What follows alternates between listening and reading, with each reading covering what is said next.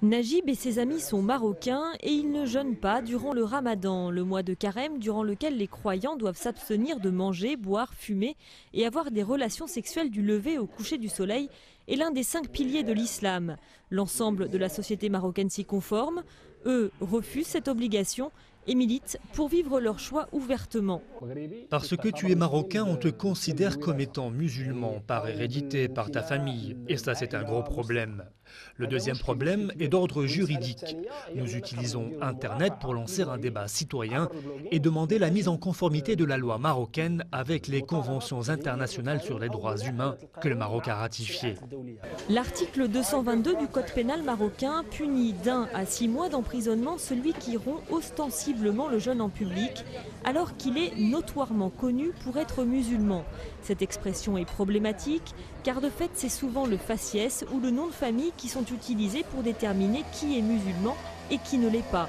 Par exemple, les rares restaurants qui restent ouverts durant le ramadan refusent de servir les Marocains.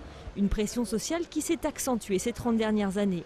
Avant, on pouvait dire qu'on ne jeûnait pas, on pouvait montrer qu'on ne jeûnait pas. Par exemple, à l'université, les gens pouvaient se permettre de fumer. Mais depuis les années 80, il y a une instrumentalisation très forte de la religion, et pas uniquement du côté de l'État, du côté aussi des acteurs dits islamistes. Aujourd'hui, la plupart de ceux qui ne jeûnent pas n'osent pas l'avouer ouvertement.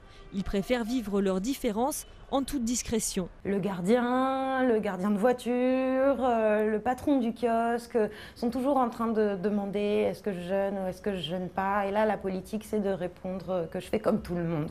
Vis-à-vis des amis, j'ai aucune gêne à dire que je ne jeûne pas. Ils le savent. Certains non plus ne jeûnent pas.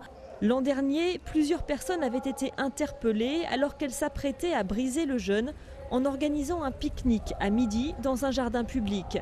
L'ensemble de la classe politique marocaine avait alors unanimement condamné ces fauteurs de troubles.